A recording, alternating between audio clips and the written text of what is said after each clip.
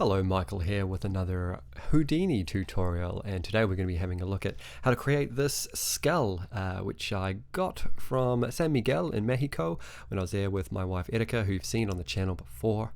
And yeah, basically we're just going to be recreating this in Houdini. This will be the result that we're getting, and you can do it with any geometry, but I'm going to use the skull as this is obviously based on something that exists in real life already, that's sitting on my desk right now. We're going to create a geo node, pop that in, and we're just going to call that skull.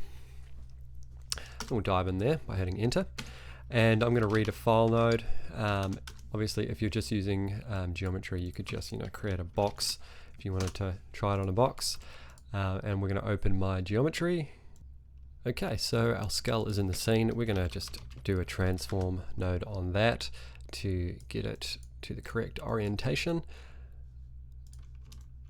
and we'll move that to the center as well.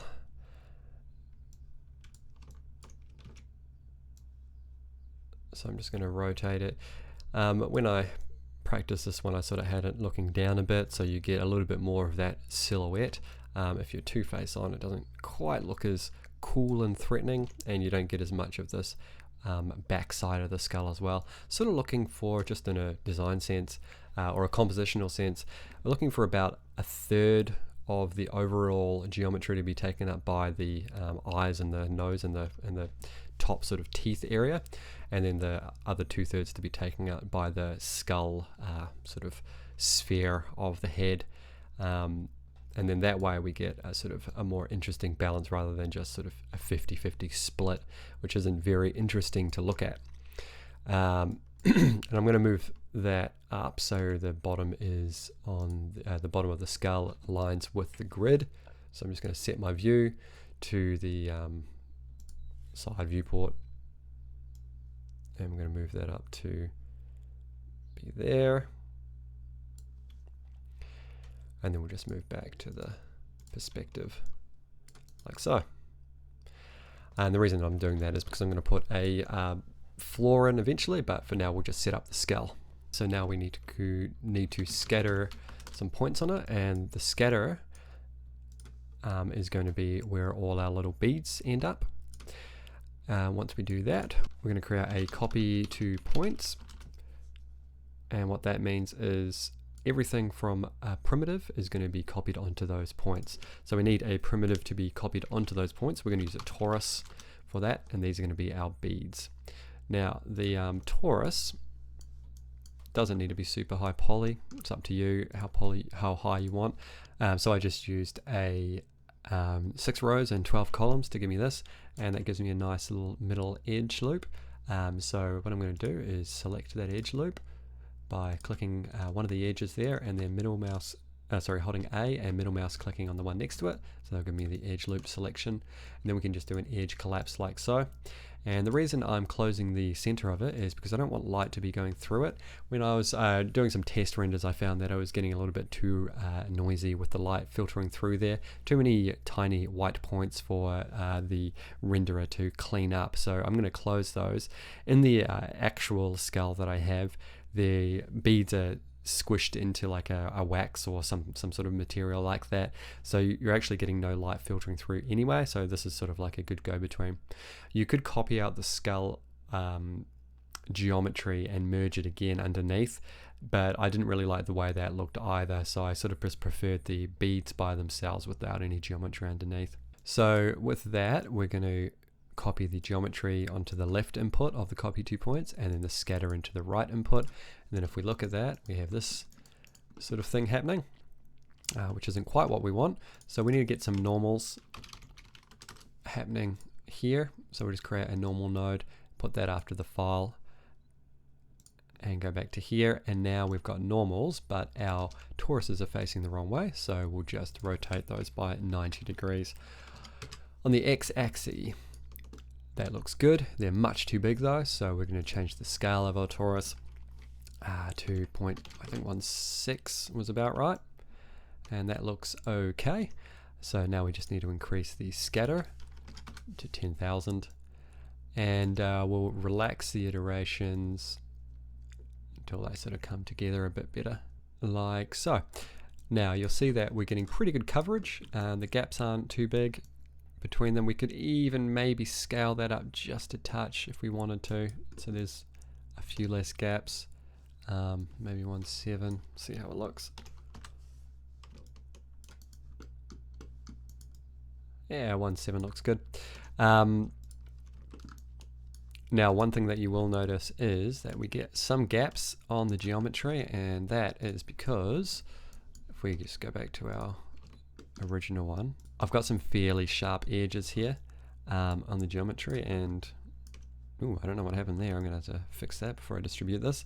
There shouldn't be any tries on this model. So what I did was I smoothed out the skull as much as I could possible, as much as possible. So there were some smooth transitions between the holes of the nose and the eye sockets. However, when trying to smooth this area out, I kind of lost the silhouette a bit too much, and I didn't really like the way that looked in the render. So I kept the harder edge, that harder transition, but the result was that you get some gaps there. I think in the overall render it doesn't look too bad, and it does actually create some nice underside darkening of the socket. So there, we've got this. Now we want to add some interesting texture or patterns to it. I'm not going to try and copy the really cool patterns that came on the example from Mexico, but we will do something kind of cool anyway. So we're going to do a point VOP here.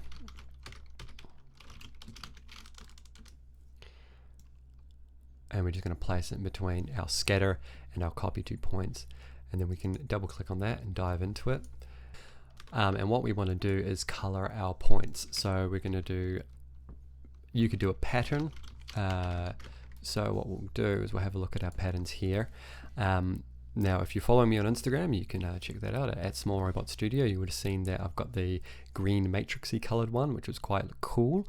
So I'll show you how to do that. We just did that with some stripes, and we're just going to run the point into the U input there, and I'll keep that as is for the moment, and run the amount into the CD, which is the color input, and then you'll see that we've got some stripes. So that looks pretty cool. We can adjust our stripes here. We can add some blur. If there was actually some gaps on that vertical, you would see the blur, but we could create a bit of an offset so you can start to see that. So it starts to get some lighter colors there. And then you can also increase your stripe width. Now, because this isn't perfectly symmetrical, it is going to create some unusual effects. But if you're looking for something a bit random, you'll get that sort of result. So it does look pretty cool. You can mess around with the other patterns to see if there's anything else you like. Try ripples, for example. Run the points into the UV, amount into the CD. And then you'll see you've got sort of a generative thing, and we can reduce the frequency to like 3. We get this sort of cool effect, and we can reduce the decay like so. So there's a number of different things you can do there. Because Houdini is procedural, you can go back and change any of these things and go back and just test out what you like. Now, something you might notice is that this is all sort of offset and a bit weird. So what we might want to do is make this symmetrical. So we can do that by jumping back into our object level of our skull. So to make this symmetrical, first I'm going to create a switch node. This is just so we can show you both versions, the symmetrical and the non-symmetrical. I'm just going to copy the scatter and the point VOP and paste them here. And to make it symmetrical, I'm going to use a clip node. And what that's going to do is I can actually clip the geometry in half. So we want it to be clipping on the X and not on the Y. So we'll get this. And then you'll see that it scatters across one half of it. And then the point VOP, which is the pattern that we put in, is there. And then we can mirror those along the x-axis, along the x there. And then we're just going to run that mirror into the switch. So now we can compare the two. Just looking at this one here. So selecting the switch, we can go between 0, which is non-symmetrical, and 1, which gives us a symmetrical result. I quite like the symmetrical result, so I'm going to stick with that. Now with the symmetrical one though, we're getting a little bit, probably a little bit of overlap by the look of it. So we might just need to, we'll just change that total count to 6,000 and that will fix that. Alright, that looks pretty cool. So now if you've seen the finished version, or one of the finished versions on Instagram, you'll see that I've got a plane down there as well. So we're just going to create a grid, stick that in there, and we'll jump in there and create a transform, run that into there. We can just increase the uniform scale. I think I just had it somewhere around there, just so it was getting, it was just beneath the either side of the scale. You can make it bigger or smaller if you want. And we'll just create a null in case we ever want to do anything else with this, and this can just be our grid out. Alright, and back here. So we've got our grid, we've got our scale, we need some lights, and I'm going to do this with Redshift and Renderman. So I can show you both versions of getting this material set up. The first thing we'll do is we'll just chuck a really simple rectangle light in. I'll start with Redshift. Actually, and to use Redshift, we're going to need a render operator. So we'll create one of those by clicking that in the Redshift shelf, and then we'll go back into the out and select the Redshift IPR, and we'll put the linked render operator into there. So when we're running the IPR, it'll use these values that we use in here. Now, if we go back to the OBJ, we can create a light, and we'll just use a Redshift light like so, and we'll pop that in the center and then move it. And we'll need a camera as well. And make sure we set it to the OBJ cam 1. Yeah, that composition will be okay. Okay, so then we'll go back to our scene view here, and we need to create some materials for it. Actually, we'll just double check that. What does that render look like? It's a bit low value, so we'll just increase the exposure. Okay. Alright, so let's create a material for this. So I'm just going to create a material network, dive in there, and we'll create an RS material builder. Actually, and then we need to drag that one onto there, like so. Now, if we render this, we're still not going to be seeing any of our texture, and that's because Redshift doesn't know what that is, where that color is. It doesn't know where to find it, so we need to tell it. So we're going to use a RS user color data, and we'll run the out into the diffuse color, and then we need to change the user color data to CD. There it is. Okay, just refresh the render, get it to work.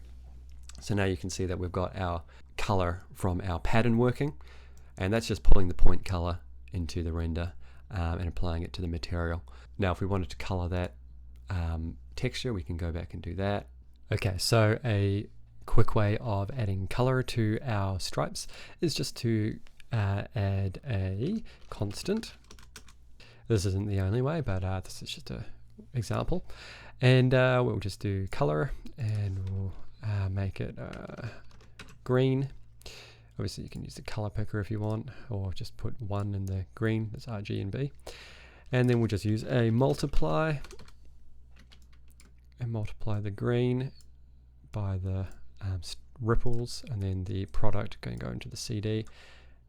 Then when we render it, you'll see that any of the areas that are a value of more than 0 or more than black will be rendered with the green applied to them. But just for the visualization purposes for the rest of this tutorial, I'll stick with black and white so it's easier to see what we're doing. And now if we want to do the same thing with a Renderman, we can do that very simply. So what we'll do is we're going to need to create a let's jump into Renderman 23 tab there. We'll create a Renderman 23 ROP, sorry. Now to do this with Renderman, what we'll do is we will just create a Pixar service by using the shelf. That's going to create it in the material tab here, which is probably a better place to create the Redshift version, to be honest.